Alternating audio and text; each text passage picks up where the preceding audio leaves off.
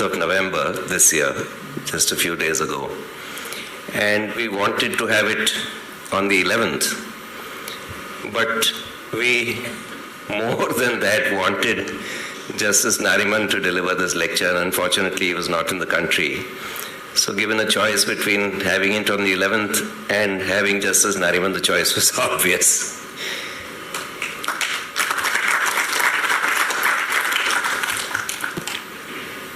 We, the entire family of Mr. Shanti Bhushan, wanted to do something to honor his memory, which would also be meaningful. So therefore, the idea of this lecture. And hopefully this will be an annual, or at least a biannual event. We are also in the process of thinking about what else we can do, some foundation, some other meaningful ideas which may have an impact in the development and learning of law.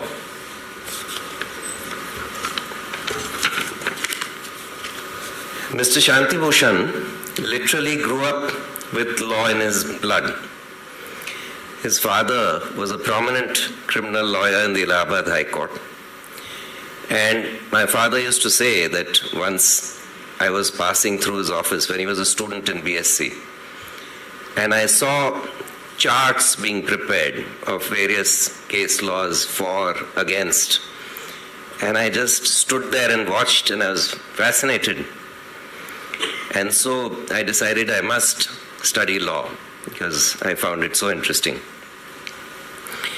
So he told his father, look, I want to study law after my BSc. Now he was a very bright, top student in his BSc. So his father said, no, you are a very good student and I want you to sit for the ICS exam. So neither would budge. So somebody suggested, look, to break the impasse, why don't you take the wise counsel of Sir Tej Bahadur Sapru and he will tell you what you should do. So they reached Sir Tej, and so Sir Tej Bahadur Sapru asked my grandfather, yes, Vishwamitra, what's the problem? So my grandfather told him, look, my son wants to join law. So he said, so then what's the problem in that? So he said, no, I feel that he's a very good student and he should sit for the ICS exam. So he said, nonsense. If he wants to study law, he must study law. And son, you start attending my chambers from tomorrow. So while in his BSc, he started going to Sir Tej Bahadur Sapru's chambers. And through his 3 years of law, he went to court pretty much every day. So he was more in the court than in the classrooms. So by the time he graduated, he had already had a reasonably vast knowledge of law. He'd been going to court for 3 years. So as soon as he started practicing, he picked up a very significant practice very quickly. In his very first year of practice, he argued a very complicated and difficult case relating to delegated legislation.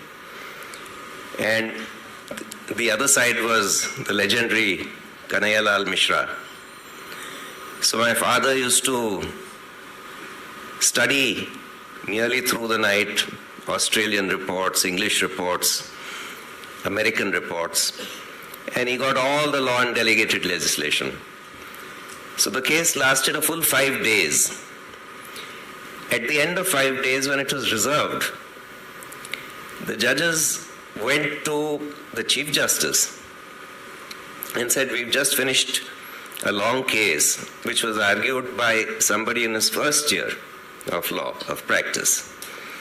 And we can tell you that no one could have argued it better. So the Chief Justice called up my grandfather and narrated the story.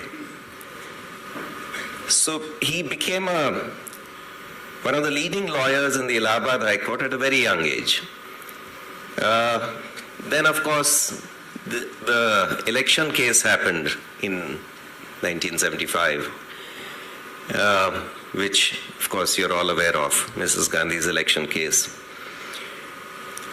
which led to the emergency. And thereafter, when elections were held in 1977, he became law minister and moved to Delhi. After the Janata government fell, then he moved his practice to the Supreme Court and he started practicing here. Of course, he'd been coming to the Supreme Court even before that as Advocate General of UP in several important cases of the UP government. But thereafter, he was in Delhi. And he was a very sought-after counsel because that was a huge fillip, that Mrs. Gandhi's case. It was a very high-profile case. So he was a very sought-after counsel. He appeared in a large number of Constitution Bench cases, I'm told more than about 30, 35. The thing about him was that he would not accept very many briefs. He would accept only a few briefs so that he could prepare them very thoroughly. He didn't believe in doing a large number of matters a day. And to regulate the number of cases that he would take, he had a very interesting sort of methodology. So whenever he found that he was getting more briefs than he could handle, he used to hike up his fee so that automatically the number of briefs would come down. He was always available for whatever case he had taken. Once he had taken a case, it was more or less certain that he would be there. He would not be held up in any other case or not be not available. So he was very dependable, and therefore his briefing counsel always found that if once he had been briefed, then there was no problem. He would be there. And he would do his utmost to get the client justice, leave no stone unturned, read the brief cover to cover, find out all the facts himself, think of arguments that his briefing counsel were not telling him. So he would, in fact, very often argue things that were not fed to him by the briefing counsel, make his own points, etc. There was once, I had gone to a party several years ago, and I met somebody from DCM. DCM was one of his clients, the sugar mills and quota and so on, many of those. So after he came to know that I was Mr. Shanti Bhushan's son, he said, "Oh, you're Mr. Shanti Bhushan's son. You know, in DCM we have a saying, that normally the saying is when the going gets tough, the tough get going. In DCM we have a slightly different saying. When the going gets tough, you go to Shanti Bhushan."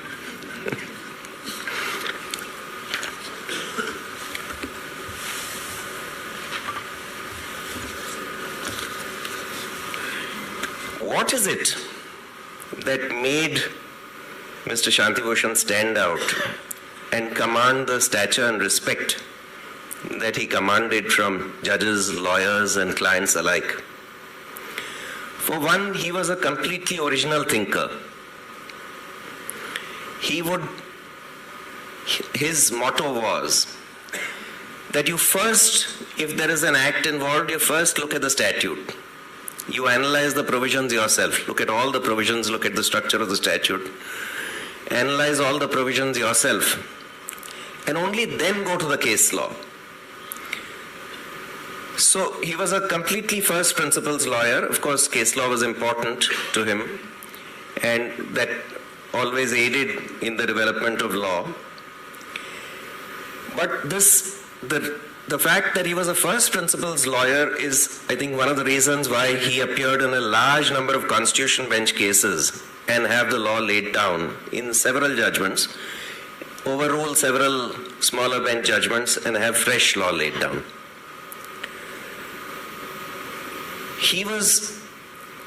Law used to run in his blood, so he was following every development of the law. So for instance, when the Constituent Assembly debates were on, he was following the Constituent Assembly debates. So as soon as the Constitution was promulgated, he knew what a writ petition was because he had been following the debates. So the first writ petition in the Allahabad High Court, and this is in 1950 when he had just 2 years experience as a lawyer. He joined in 1948. The first writ petition in the Allahabad High Court was filed by him. When this petition was filed, the registry put a defect. What is this writ petition? Because they didn't know about this. This is the first writ petition. So he had to take the Constitution to them and explain. So that writ petition got passed. He was exceptionally hardworking. Most of his briefing counsel would tell you about his long conferences, sometimes 4 or 5 hours at a stretch, and he would just sit and read the brief from cover to cover. Every line, every page he would read. His motto was, be prepared for whatever might come. The judge may ask a question for which you may not otherwise be prepared. The other side may argue a point for which you may otherwise not be prepared. So you have to know everything about the brief. It's a tough thing to do, but he used to do it. Another person I know who would do it is our speaker today, Justice Nariman. But of course, Justice Nariman is a speed reader, so he would probably read cover to cover much faster than my father could.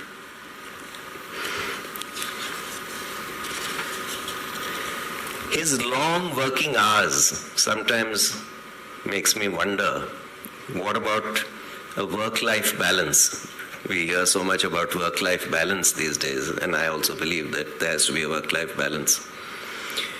I guess for my father, it was a perfect work-life balance because he really enjoyed his law, he really enjoyed his work, and it never felt like a chore to him. So his long conferences were not difficult for him. He would just sail through those conferences because he was so engrossed and so involved in the brief. Mr. Shanti Bhushan was also completely committed to the Constitution and to the country. Although a major part of his work were high-paying commercial matters, he appeared in a significant number of public interest and pro bono cases for good causes that he believed in. In fact, I remember once Justice Venkatachalaya called many of the senior advocates and said, look, your fees are too high. They've become astronomical and the common person can't afford all the seniors' fees. So you people must have some cap on your fees.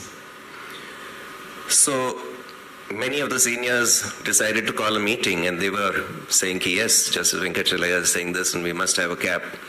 So my father was the lone dissenter. He said, absolutely not. I'm not going to reduce my fees because the people who are paying our fees are big corporations and there is no reason why they should be given any kind of subsidy.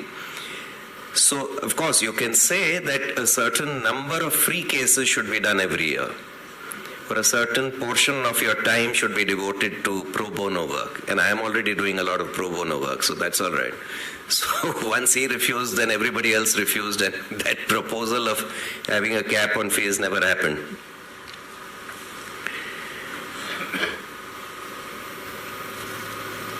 His courage and courage of conviction was exemplary.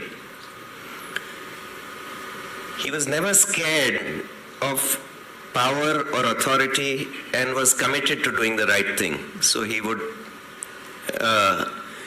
speak his mind, speak the correct thing, and always do the right thing. His advice always was, stick to the truth. Because firstly, that's the right thing to do. And secondly, falsehood has an uncomfortable way of surfacing when you least expect it and getting exposed. So always stick to the truth. Even when you prepare a defense in a case, just stick to the truth.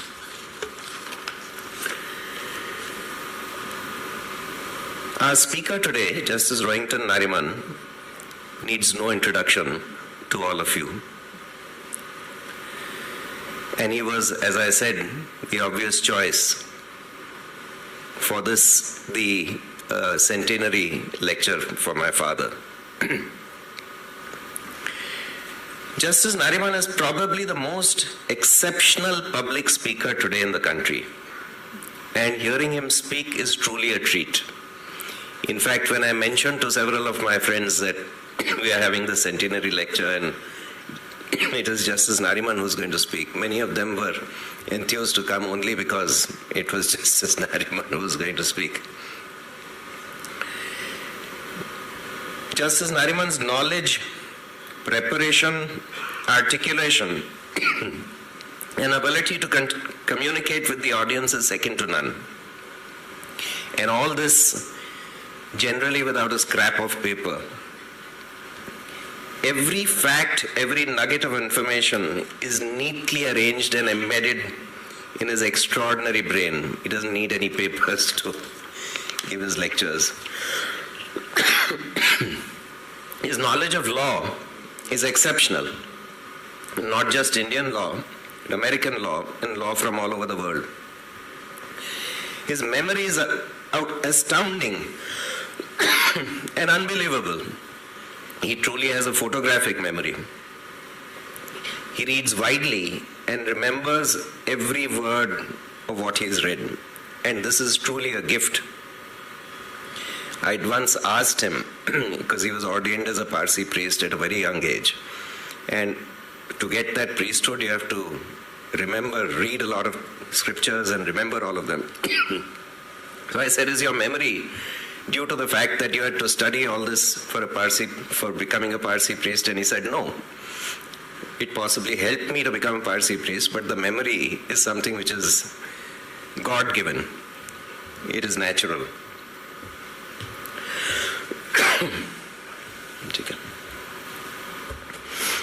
I once heard the story, and I'm sure it's true, that Justice Nariman had gone to England, and there was a bridge in some place on which there was a list of all the monarchs of Britain. And he quickly looked at the list and said, look, between number 20 so-and-so and the next one there is so-and-so monarch missing. So he wrote a letter to the municipality saying that, look, on your bridge in so-and-so place, between number so-and-so, so-and-so, this monarch is missing. So they wrote back to him saying that, well, thank you for 50 years, no one has pointed that out to us. Justice Nariman was also a prodigy in the practice of law. He was designated as a senior advocate at a very young age, 37. And Chief Justice Venkatachalaya had to amend the rules so that he could be designated. Otherwise, at that stage, I believe less than 40 was generally not allowed. He became one of the top lawyers in the country very, very early. And again, I'm reminded of an incident where apparently my father was opposing him. So after Justice Nariman had finished arguing, my father got up and he said, look, he told the judges, in my view today, and that was, I think, when he was still reasonably young, in my view today, the best lawyer in the Supreme Court is Rohinton. And this apparently, when the judges got up for lunch, they discussed at lunchtime with the other judges. Mr. Shanti Bhushan has said this. And in the evening, I believe Rohinton got some calls from some of the judges saying that we understand that this is what Mr. Shanti Bhushan has said.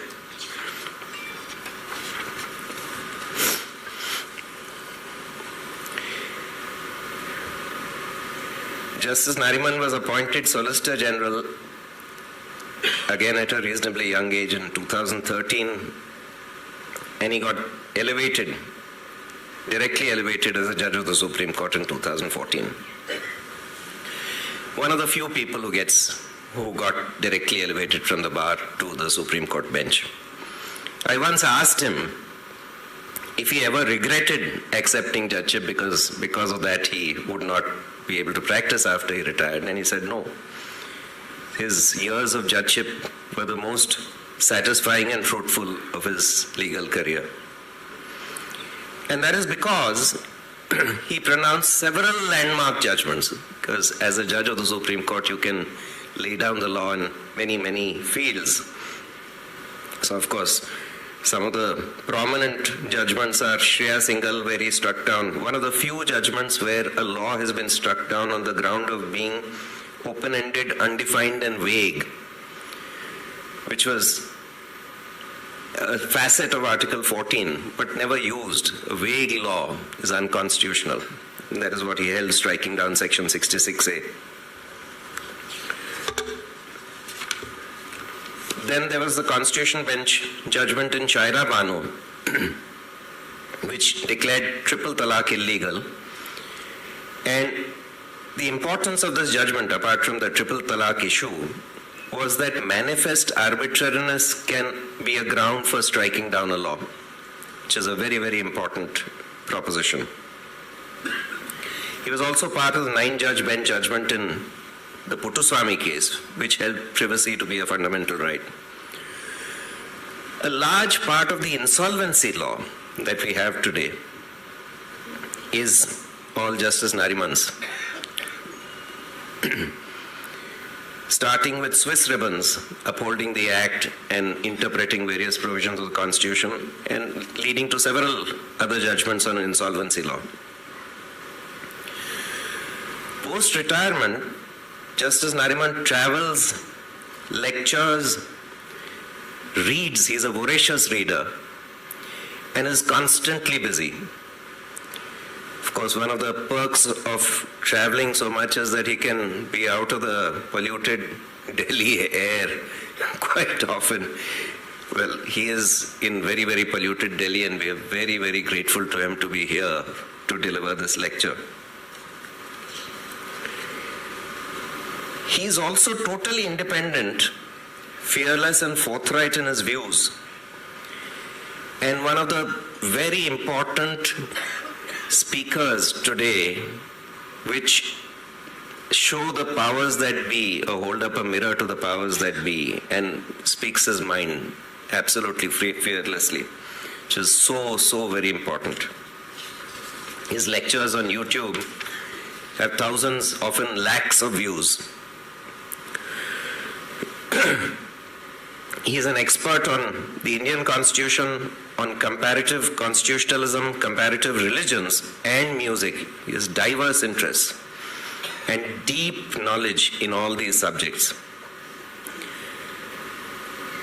Mr. Shanti Bhushan loved and admired Justice Nariman, and I believe the feeling was mutual.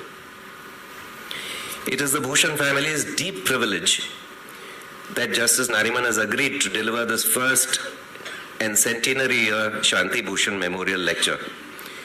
Ladies and gentlemen, please welcome our distinguished speaker today, Justice Rohinton Nariman.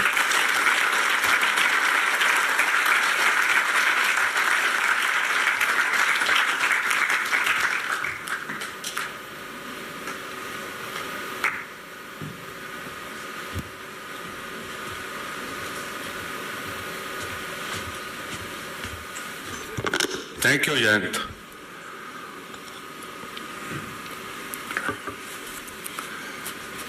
Brothers and sisters, High Court judges,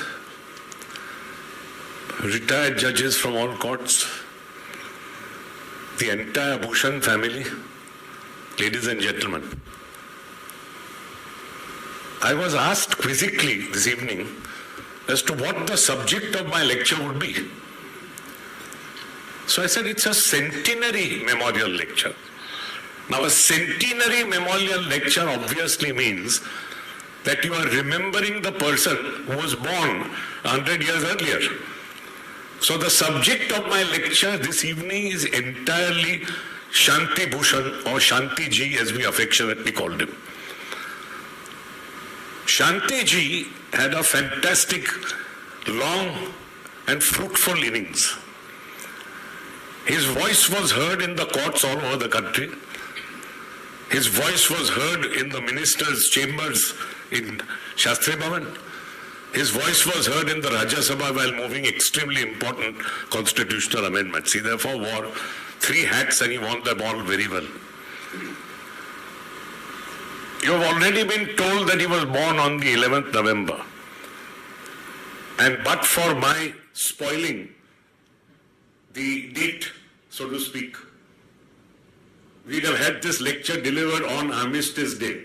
Now, Armistice Day was a date in 1918, long, long ago, when World War I ended. And Armistice Day, therefore, was considered to be a day of peace after a terrible 4 years of World War, where so many countries were involved and so many millions of lives were lost. So Shanti Ji, therefore, was called Shanti Ji because of the Shanti of Armistice Day. Now, very importantly, we understand from his book, his autobiography, Courting Destiny, and almost the first thing he says is that ours was a secular family. This is very, very important to remember. Why was it a secular family? Because his father, Vishwamitra, on his sister Sudha's being born and her having to be named, had a Havan performed. And the Havan would necessarily involve a four-sided metal thing in which there was a fire. And on two of the sides of the metal, there was, in Sanskrit, God is great. But on the other two sides, we had something unique for the first time. Allahu Akbar on one side, and on the other, God is great, the Christian God. And when this was actually prayed to, as you can imagine, there were huge objections, and this was in the year of grace, 1924, imagine, so long ago. And despite that, his father stuck to his guns, and the Havan was performed despite murmurs of dissent from large quarters. So this is one very important thing that one must remember in the mental makeup of Shantiji ever since he was a little child. He went to school, he went to college, he went to a Christian college, and like the great Lord Denning, he was an ace at mathematics. Now that explains a lot of the way in which he argued, because his arguments were mathematical in their precision and logically led to a certain conclusion whether you accepted it or not. So he stood first in his BSc class in mathematics, and he got a first-class degree. Now there's very little that you can do after that, other than MSc perhaps, and PhD in those days, and probably get a teaching job. But as you heard, Jayant told you that he was interested in becoming a lawyer from day one. And his father thought the civil service would be better. There was that famous meeting that he spoke about with Sir Tej, and that led to his becoming a lawyer. Now his father was essentially a criminal lawyer, but he did a number of civil cases as well. One of the first cases in which Shantiji was engaged was a criminal revision before Justice Vanchu, who ultimately became Chief Justice here. And you can see from his autobiography that it was an absolutely hopeless case. It was a case of a person biffing a policeman. And he tells us solemnly in the autobiography that I was hopeful, naturally because I was young. And I was hopeful because I found two procedural lapses. And the lapses are such lapses that one cannot even narrate them to you. But he obviously lost that case and was a little disturbed that he lost it. He ought to have lost it, without doubt. And then, of course, he came to the notice of Chief Justice Malik when he argued that complicated case that Jayant spoke about. And the Chief Justice called his father and told him, now you stick to the criminal law and give your civil cases to your son because he's a lot better than you in these cases. So Shantiji, as a result, had a huge civil practice. And extraordinarily, at age 37, the Chief Justice of the High Court asked him to be a High Court judge. Unfortunately, or fortunately, as it turned out for him, his brother-in-law was slightly older, was also asked to be a judge. And both their names were put up together. When their names came here to the Supreme Court, the then Chief Justice Sinha said, look, we can't make the two from the same family together. So just ask the younger one to wait a little. And brother-in-law became, the Chief Justice changed, and Chief Justice Gajendra Gadkar now came. And Gajendra Gadkar CJ was firmly of the view that nobody under 45 should become a judge. And finally got back to Shantiji saying, look, I am of this view, but because you are exceptional, I wouldn't mind if you are made at 40, but you'll have to wait a little. Shantiji, being impatient, said, I am not willing to wait. And there you have courting destiny, because destiny moved him from becoming a judge for other far greater things. He, of course, became additional advocate general at a very young age, at 40, and came to the notice of practitioners of the Supreme Court, famous practitioners, who came to Allahabad to be assisted by him, or who fought against him. N.C. Chatterjee was one such, and he looked up to N.C. Chatterjee a lot. And N.C. Chatterjee is the person who actually got him DCM as a client. And the result, therefore, was that ever since N.C. Chatterjee got him as DCM, got DCM as a client, DCM stuck to him like a leech throughout his life because he was so outstanding. Apart from N.C. Chatterjee, Daftari, the great C.K. Daftari, who was Attorney General at the time, also started telling people and talking about Shantiji. So much so that he wanted him briefed in his place in a zamindari case in the Supreme Court. Now that zamindari case is a reported judgment of 1967 called Raja Anand's case. And there are two separate judgments. It was heard by a bench of Chief Justice Subbarao, Justice Hidayatullah, Justice Ramaswamy, Justice Sikri. And ultimately, what was held was, in two separate proceedings, that the land acquisition proceeding, which invoked the urgency clause, would be bad and would have to be struck down. However, possession could not be given because Shantiji, appearing in both cases, had succeeded in the other case, which said that this particular Jagir of this particular Raja would be covered by the definition of estate in Article 31, capital A. And being so covered, everything therefore would be immune from attack. Now I must pause here for a minute and tell you that our constitution has certain peculiar provisions. Articles 31A to 31C are actually protections of a constitution, one part, against itself. 31A was a protection of measures of agrarian reform because the then Prime Minister Jawaharlal Nehru got cold feet when one High Court struck down a Land Reforms Act.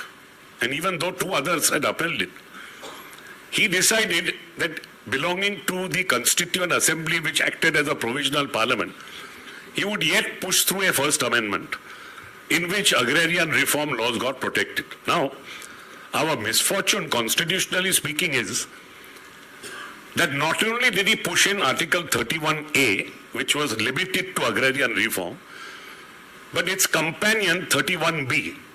And 31B has proved to be a huge thorn in the fundamental rights flesh ever since. Because unlike Article 31A, 31B is not restricted to any subject matter. First and most important. So any act that is put into what is called our 9th schedule becomes immune from attack, number one. Number two, it is immune from attack against all fundamental rights. Now that was Article 31A itself when it was enacted. But by the 4th Amendment, 31A was amended to say only Articles 14, 19 and 31. 31B was never so amended. So 31B continues to be this great blot on our constitution where you put in any act into the 9th schedule. Number one, out go fundamental rights. And number two, even more seriously, out goes even a judgment of the highest court.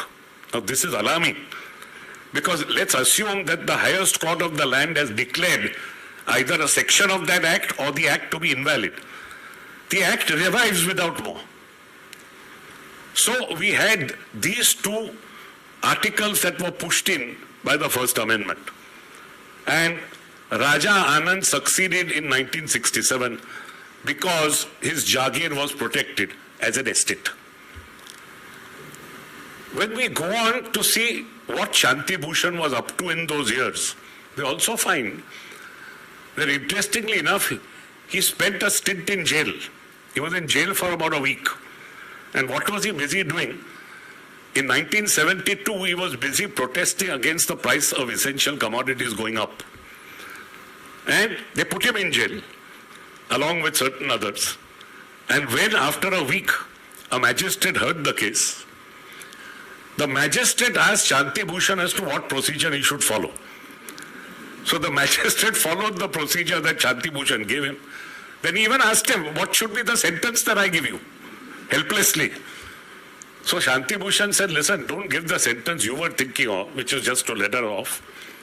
You can say there should be a sentence for those who plead guilty, because he asked all those people to plead guilty. Shanti alone pleaded not guilty. So he said, they've pleaded guilty, so you can't possibly let them off now. So if they plead guilty, then all that you can say is, all right, sentence till the rising of the court. And the magistrate did even that.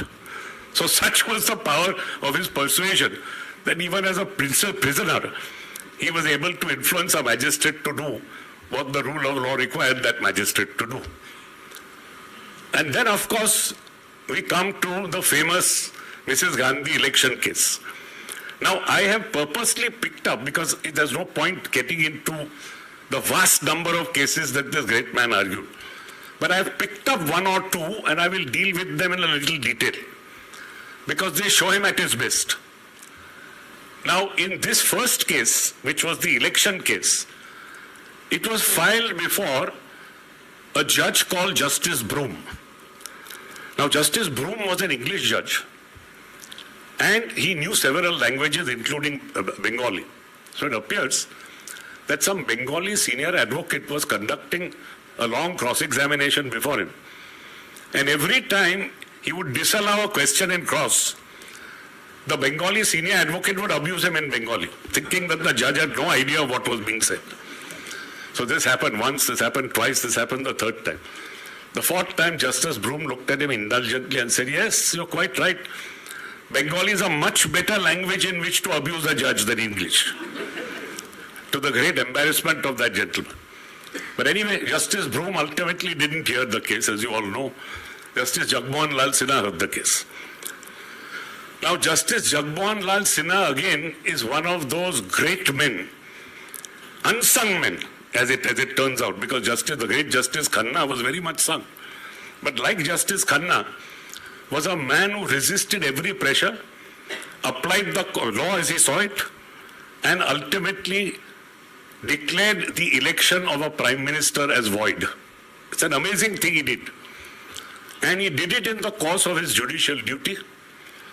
He was, of course, told, as Shantiji tells us, that you know, of course, that great things await you once you decide this case, that you will be pushed up, etc. Made not the least difference to him. Now, the case that Shanti Bhushan essentially proved through cross-examination is another important thing to remember. Never put a person in the box if you are not sure as to how that person is going to react and what that person is going to do. The great Kanhaiya Mishra happened to be Mrs. Gandhi's lawyer to start with. He was very ill when the trial took place and therefore was replaced by one S.C. Khare. Now, his misfortune was that a note written by Kanhaiya Mishra on the first morning of Mrs. Gandhi's examination was never delivered either to Mrs. Gandhi or to Mr. Khare. The note said, for God's sakes, for heaven's sakes, do not put Mrs. Gandhi in the box. That was quite correct, because having put her in the box, essentially Shanti Bhushan was, through cross-examination, able to prove many things. First, he was able to prove that several corrupt practices had been actually entered into by the then Prime Minister between the date of holding herself out as a candidate and the date of nomination of her being a candidate, which was about a month. The date of holding out was 29 December 71.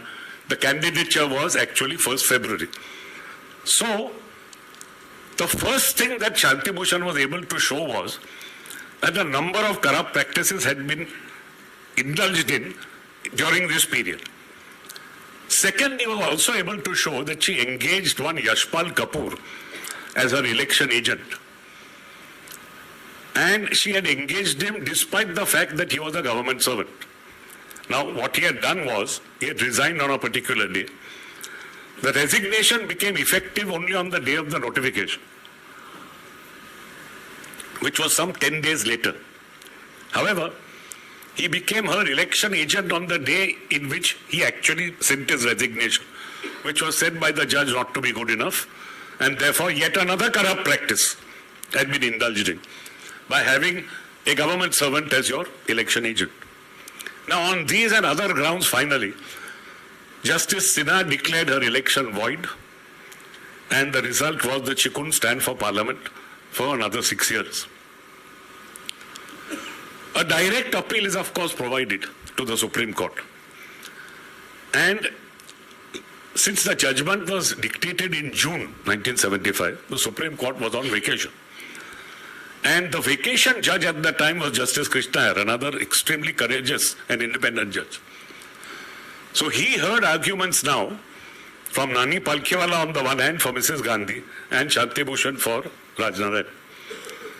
And ultimately gave what was called a very brave conditional stay order. The brave conditional stay order essentially was that as member of the Lok Sabha, you cannot attend, neither can you vote, neither can you draw salary. However, the silver lining was that as Prime Minister you could attend, you could vote. And this conditional stay was given to her. She was then advised, as we know, to clamp an internal emergency, which was clamped on 25th June 1975. And the result was citizens' fundamental rights were taken away, and a large number of her opposition members were put into jail. Now, at this point comes the second important stage in Shanti Bhushan's career, which is that you had to now undertake two very important challenges while the election appeal was pending in the Supreme Court. One was that Mrs. Gandhi pushed through a Constitution 39th Amendment Act. If all of you read that act today, you will be astounded, because in essence what that act said was that qua the Prime Minister and the Speaker, only two persons picked up out of everybody, for only these two persons, if there is any election appeal that is pending, it will first be disposed of in accordance with this article, that is, without applying any law. Something unthinkable when we are a country governed by the rule of law. So first and foremost, you don't apply any law. And second, in any case, we now, as the Constitution amending body, declare to you that her election is in any case valid. So there was nothing left to be decided. Now, Shanti Bhushan's persuasive powers came to the fore here in this case, because he was faced with 4 minority judges in the celebrated Kesavananda Bharti's case. Those 4 judges did not believe in the basic structure doctrine. Justice Khanna alone subscribed to it, of the 5 that Shanti Bhushan argued before. Yet, he got every single one of those judges, including the 4 dissentient judges, to now apply basic structure, which they had to, since it was a 7-6 majority decision, saying that there is a basic structure beyond which the amendment power cannot go. And each judge gave different reasons as to why this particular amendment offended basic structure. So that we had a fantastic victory in getting that 39th Amendment Act struck down, even by persons who did not believe in the basic structure doctrine. However, unfortunately, it turned out to be a Pyrrhic victory. Reason was that Mrs. Gandhi had also taken care to insert the Representation of People Act into the 9th schedule. You remember the famous schedule which I just spoke about. Having made retrospective changes which would apply directly to her in that particular act. Now, two changes in particular would have made the court necessarily decide in her favor. What were these changes? First, the definition of candidate for an election was no longer the date on which you project yourself to be a candidate. It is now the date of nomination. And all the corrupt practices that had been done had been between only these two dates. That is the date of holding yourself out and the date on which you are nominated a candidate. After that, there was nothing done.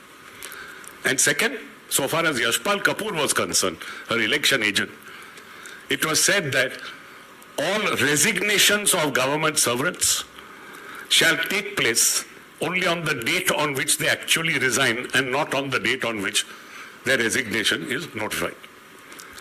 Now, given this retrospective change in the Representation of People Act, and given the fact that it was pushed into this 9th schedule, the judges at that time were forced, including Justice Khanna, to hold that given these retrospective changes, we cannot help but say that the rules of the game have been changed midway, but that Mrs. Gandhi's election will have to be declared valid. Interestingly, 3 judges took the bull by the horns and asked the question, can the basic structure doctrine be applied to ordinary legislation as opposed to a constitutional amendment? And 3 of them at that point of time said, no, it can't. The better view, of course, has taken many years, and it has now evolved into a view which says that since basic structure itself pertains to articles in the Constitution, it is not some brooding spirit above the Constitution.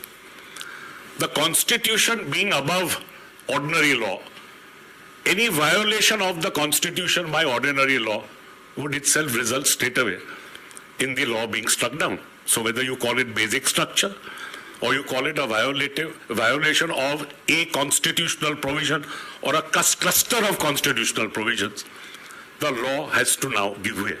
But that was not developed at that point of time. So we have 3 of the 5 judges clearly holding that no basic structure will not apply to invalidate ordinary legislation. Strangely enough, the only prescient person to say that it would apply was Justice Beg. And Justice Beg's judgment, also repeated in another year in the state of Karnataka versus Union of India judgment, held that basic structure essentially pertains to the Constitution.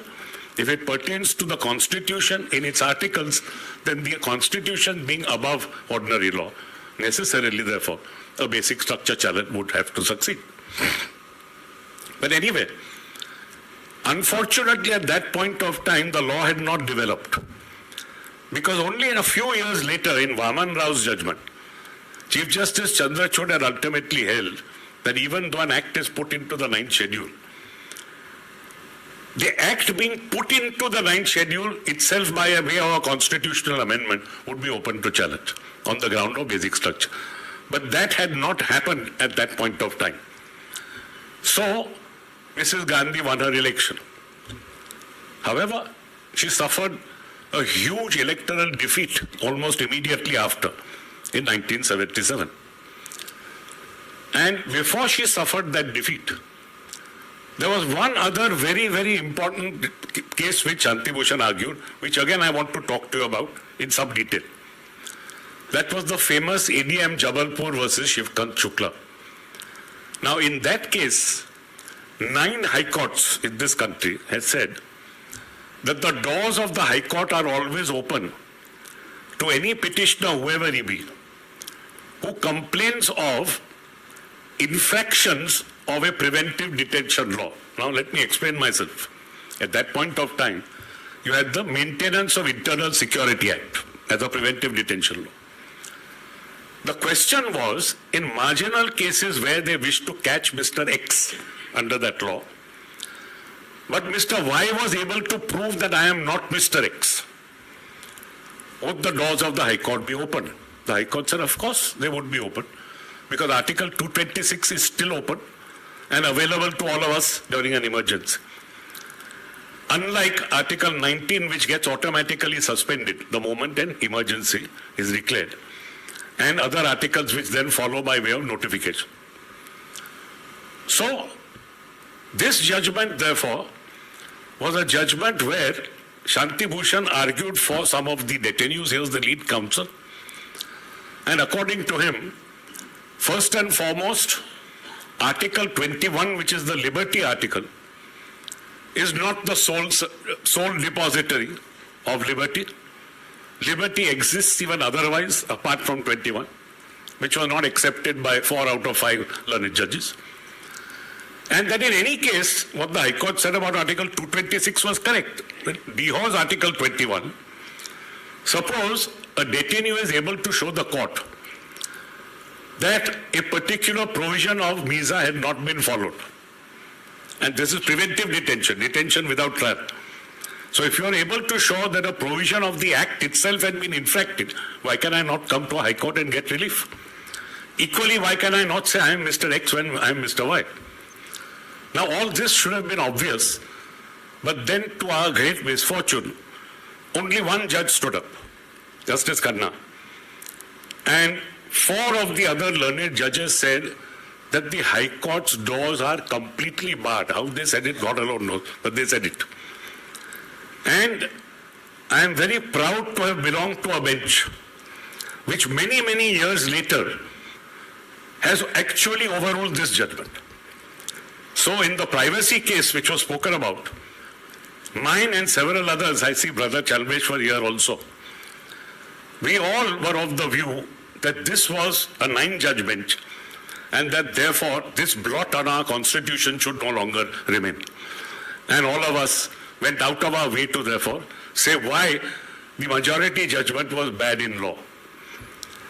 Of course, Justice Khanna, in his great dissent, knew that he had lost the Chief Justiceship of India. He came back home and he told his wife that I'm there in line, but I'm going to be superseded, which was prophetic. The only solace could be that Nani Palkhiwala wrote a great article on his being superseded.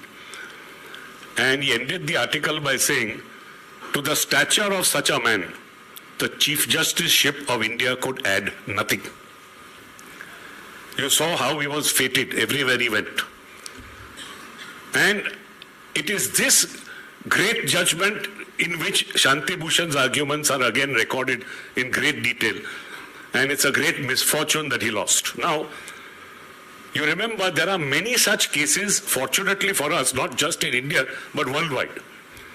In the UK, for example, in the First World War, you had a direct judgment, Rex versus Halliday, where almost the same thing was held, and there was a dissenting judge, Lord Shaw.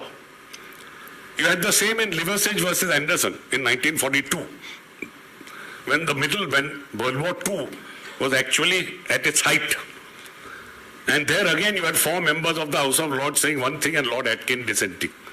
And Lord Atkins' famous statement, amidst the clash of arms, our laws are not silent. Unfortunately, they seem to be always silent. And the moment the clash of arms disappears, somehow normalcy returns and the dissentient judge is then vindicated.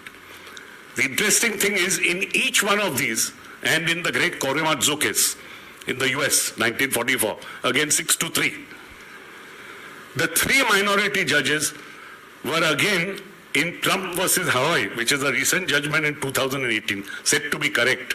Majority was said to be incorrect. The same with Rex versus Halliday 90 years later in a UK Supreme Court judgment in Muhammad Aslam's case in 2010. And of course, Liversidge itself was undone by Rosminster's case in 1980. So, we have at least this, that in each of these jurisdictions, a great dissentient judge has stood up and, in the words of the great Chief Justice Hughes, has appealed to the brooding spirit of the law and to the intelligence of a future day, so that his judgment does ultimately become the law. So Shanti Bhushan therefore was instrumental in these 2 judgments. Now we come to what he did as a minister and what he did in terms of legislative activity. As you know, we come back now to the 77 elections, the Janata Party gets voted in, and the Prime Minister requests Shanti Bhushan to become the Law Minister. He did not stand and therefore had to be made Law Minister from the Rajya Sabha. Rajya Sabha seat was vacated for him. The first thing that he had to face was whether the judges, in particular Justice Chandrachud, had to be superseded for his role in ADM Jabalpur. And here this became a little controversial. There were several members of his party, including J.P. Nariman, who was strongly of the view that come what may, these persons could never be elevated as Chief Justice. So he went about it in a very systematic, methodical fashion. He said, let's have a survey taken. What will the survey be? We will go to the entire Supreme Court judges, entire strength, and ask them what their view is. We'll also go to 18 Chief Justices of High Courts. And the view he got was, strangely, that save for one Supreme Court judge and one Chief Justice of High Court, everybody said follow the principle of seniority. Which is how Justice Khanna unfortunately stood superseded and Justice Chandrachud became Chief Justice. So that was one important act that he did as Law Minister. The other is extremely important because it sought to undo Mrs. Gandhi's 42nd Amendment. Now, the 42nd Amendment that was passed by her when her opposition was in jail was a long, huge amendment dealing with many articles. General upshot being that the court's powers were curtailed, independence of the judiciary imperiled, and fundamental rights put upon a complete back burner. So when the Janata Party came to power, one of its manifesto points was that we will do away with this amendment, lock, stock and barrel. Now, first and foremost, what had to be done away with was the addition of an Article 31 capital D, which defined anti-national activities. You already remember that I have spoken of Articles 31A and B as being a shield against fundamental rights. 31C was one more such, where if a law was traced to two particular directive principles in 39B and C, fundamental rights go out of the window. 31D was also added, where if there were anti-national activities as defined, then equally those laws would pass muster and would not be liable to challenge under 14, 19 or 31. And anti-national activities was defined very, very widely. Also to include any disturbance generally, and any disturbance of the peace, not only generally, but also any overthrow of the government, etc. So the 43rd Amendment had first to be passed. And in the 43rd Amendment, the great achievement was that Shanti Bhushan, who piloted it, managed to get 31D struck off completely. He also managed to get various other articles put back to their original form. Now, what do I mean?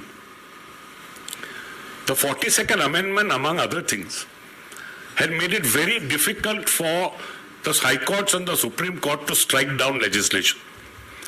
First and foremost, they bifurcated subjects. They said if you are a central list subject, then you go to the Supreme Court. If you are a state list subject, you go to the High Courts. Second, a minimum of 7 judges of the Supreme Court are required and 5 of the High Court to strike down such legislation. And third, that you have to have a 2/3 majority. Simple majority, not good enough. All this was done away with by the Constitution 43rd Amendment. When it came to the 42nd Amendment, other parts, fortunately Shanti Bhushan's sagacity kept secular and socialist, which were 2 words that were added to the preamble of our Constitution by the 42nd Amendment. He didn't even attempt to get rid of this amendment, because it's obvious that this is a secular constitution and the directive principles chapter shows that it's a socialist constitution. However, he defines secular as meaning equal respect for all religions and defines socialist as meaning anybody who is downtrodden alone can be lifted up. These two definitions were not passed by the Rajya Sabha, which still appeared to have a Congress majority. So though socialist and secular remain, the definitions never came into force in our constitution. Secondly, a very important fundamental duties chapter had been added in Article 51, capital A. And the fundamental duties were not only of one citizen to another, and they included duties as to secularism, brotherhood, fraternity, etc. They also included duties to abide by the constitution, by the national flag, etc. Fortunately, this article was also left untouched and not sought to be done away with. Now, what was sought to be done away with, by and large, took place, but then there were various exceptions. So we'll deal with the exceptions first. Preventive detention law, which is a feature of this constitution, is not there in many others, and found in Article 22. Requires a person preventively detained, that is without trial, to be able to appear before an advisory board within a certain period. It was 3 months at that time. Shanti Bhushan tried to cut it down to 2. The advisory board was to consist either of judges or retired judges appointed by the government. He tried to introduce, appointed by the Chief Justice. Unfortunately, these amendments didn't go through. Also under 22(7), Parliament could make laws when it came to certain subject matters to say that these laws in any case, even an advisory board will look at only after a certain period and extend the period. He tried to do away with that provision. That again failed. Then come the other two huge provisions, huge roadblocks. 31C as amended and 368 4 and 5, the amendment provision. Roadblock contained in 31C was that whereas you looked at only 2 directive principles earlier, now you look at the entire gamut of directive principles, and the moment you find any law relatable to them, out go fundamental rights. That he was not able to do away with. Neither was he able to do away with Articles 368, 4 and 5, which in essence did away with the basic structure doctrine that was laid down by Kesavananda Bharati. This would have to await a future bench of Minerva Mills in 1980, where I assisted the great Nani Palkhiwala in getting these 2 articles struck down by a court of law. So what could not be achieved by the 44th Amendment was achieved by going to a court. Also, presciently, he wanted to get rid of Part 14, capital A of the Constitution, which was the tribunalization of various subject matters, beginning with administrative tribunals and then all sorts of subject matters, including tax, etc. There again he failed, he was not able to succeed. And finally, he tried to bring back forests and education into the state list. It was placed in the concurrent list by the 42nd Amendment. That again failed. Now, what did he succeed in doing now? First, in getting rid of the right to property altogether. Now, Justice Hidayatullah had a view, which he expressed in Golaknath's case, that property should never have been part of the fundamental rights law. Indeed, we find that Justice Khanna also, essentially in his clarification, said some fundamental rights may pertain to basic structure but not property. And when you mix property with the others, unfortunately, property drags the others down. So Shanti Bhushan decided to get rid of property altogether. He also made consequential changes which were very important in how the election of a president and a vice president were to be challenged. They were to be challenged only directly before the Supreme Court, before the 42nd Amendment. 42nd Amendment said, no, this will now be by Parliament by law. Therefore, it could be anybody. He restored the original position. He also restored the original position, quite disqualification of MPs and MLAs in Articles 103 and 194, where a president is to decide the disqualification, but bound by what the Election Commission said.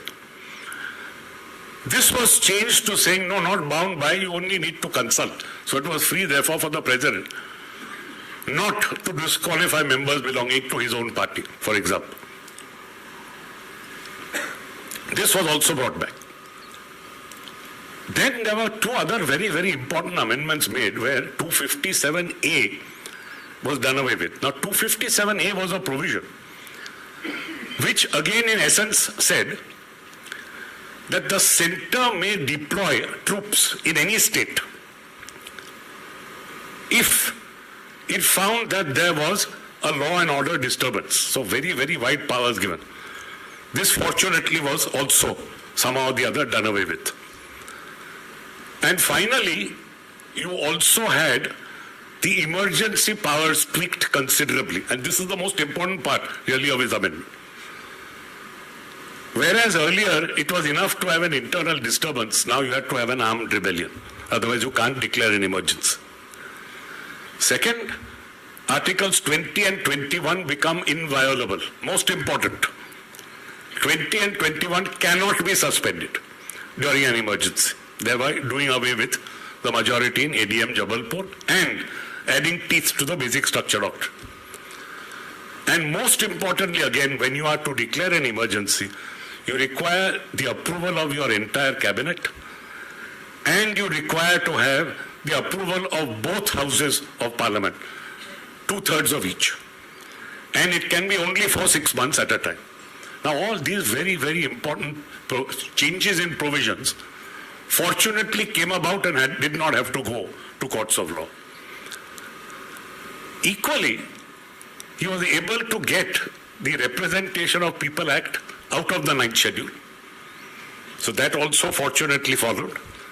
He was able to get MISA out of the 9th schedule, Maintenance of Internal Security Act, and some other objectionable proclamations act out on the 9th schedule. So when you see what he was able to achieve as a legislator, again, he was able to achieve a lot. He may not have gone the whole hog, but he was able to achieve, I'd say, about 75% of what he started out to do.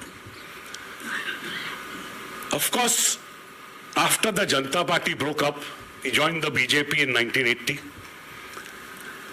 Resigned from the BJP in 1986 saying that they were not secular.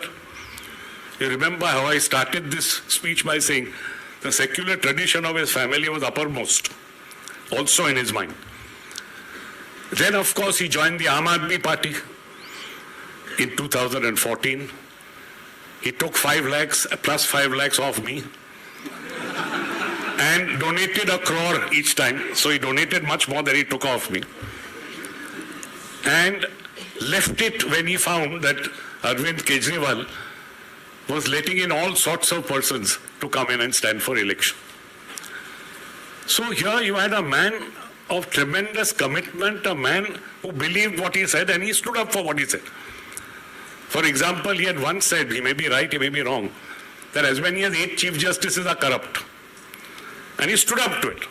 And when he was asked in court, do you retract it? He said, no, not for a second. I am here.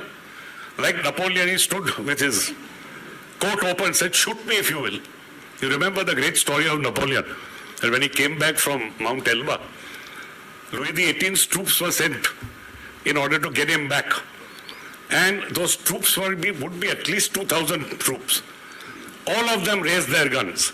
He just opened his coat and said, shoot your emperor, no problem. And any one of them could have shot him. Such was the command of the man that all of them just had their muskets rattle in their hands, dropped their muskets and shouted, Vive l'Empereur. Now he had this kind of commanding presence even in court. They said, all right, I am ready to take contempt. Come on, commit me for contempt. Nobody could commit him for contempt. I wish to now end on a slightly personal note.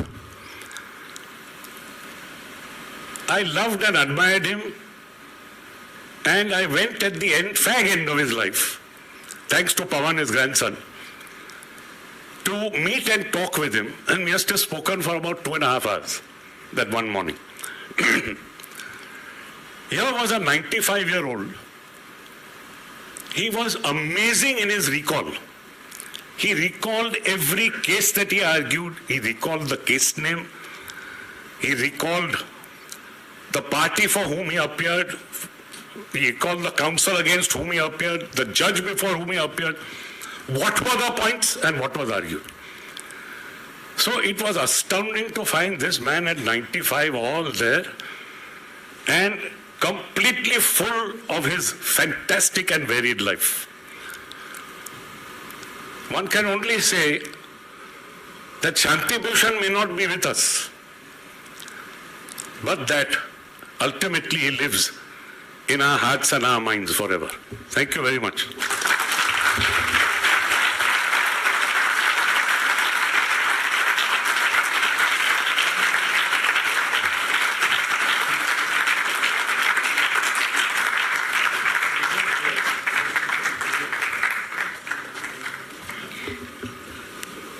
Thank you, Justice Nariman.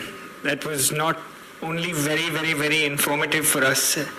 It makes one emotional in the way you knew Mr. Shanti Bhushan and the sort of love he had for you.